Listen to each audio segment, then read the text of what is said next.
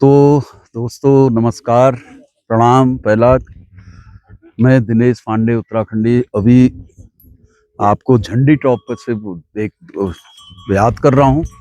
आज हम लोगों ने बेकाल ताल से शुरू किया था। ये सुरम्य, इतनी सुरम्य पर्वत श्रृंखलाएं हैं इसके चारों तरफ। और यहाँ से ये देखिए नंदा खुंटी, ये त्रिशूल, उसके बाद मैकतुली रेंज, उसके बाद ये सारी जो कुमाऊं की रेंज, और यही ये मैकतुली, और उसके बाद में नंदा खाट भी तो इधर ही होगा पीछे। नंदा खाट, वहां से वो पिंडर नदी निकलती है और फिर ये यहाँ से होते हुए ये सुंदर लोहारजंग की ओर से देवाल की ओर निकलते हुए। इसके पीछे एक पौराणिक कथा है। तो माँ नंदा सुनंदा पार्वती 7 बहनें थी, और नंदा माँ का जो मायका था वो इधर नौटी के पास में एक जगह है हमारे चमोली जनपद में उत्तराखंड में।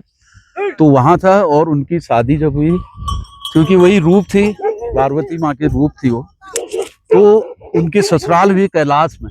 तो ये जो त्रिशूल है, त्रिशूल के पीछे अगर आप देखेंगे तो कैलाश मानसरोवर है, तो वहां उनकी ससुराल थी।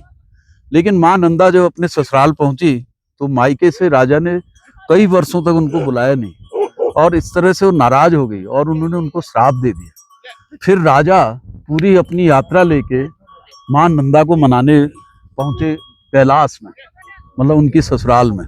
और वहां पे उसी की याद में हर 12 साल में ये एक यात्रा निकलती है जिसे बोलते हैं नंदा राज यात्रा। ये हमारे उत्तराखंड की सांस्कृतिक धरोहर है और ये पौराणिक कथा है। लोग यहाँ घूमने आते हैं, लेकिन साथ ही साथ यहाँ की परंपराएं, यहाँ की पौराणिक गाथाएं, यहाँ के इतिहास, इसको भी जानना जरूरी है।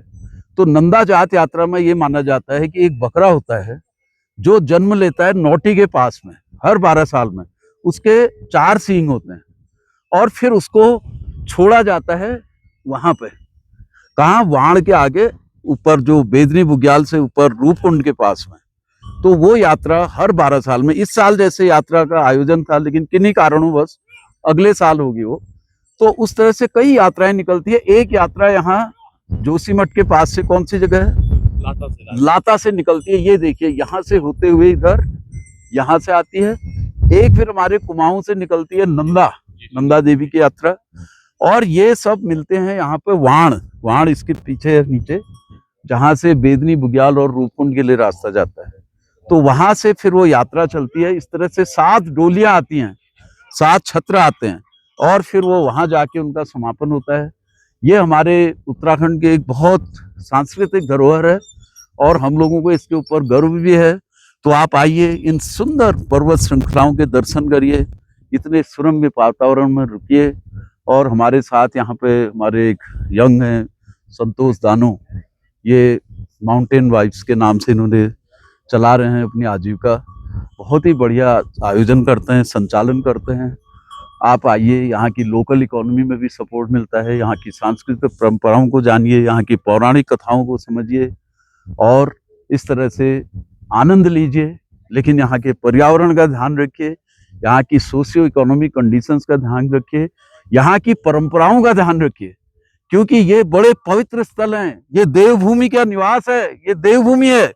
तो यहाँ पे कुछ चीजें आपको बिल्कुल वर्जित हैं। यहाँ पर आके गलत काम मत करिए, अच्छा करिए, भगवान का नाम लेके आइए और आनंद लीजिए। जय भारत, जय उत्तराखंड, जय देव, हर हर महादेव।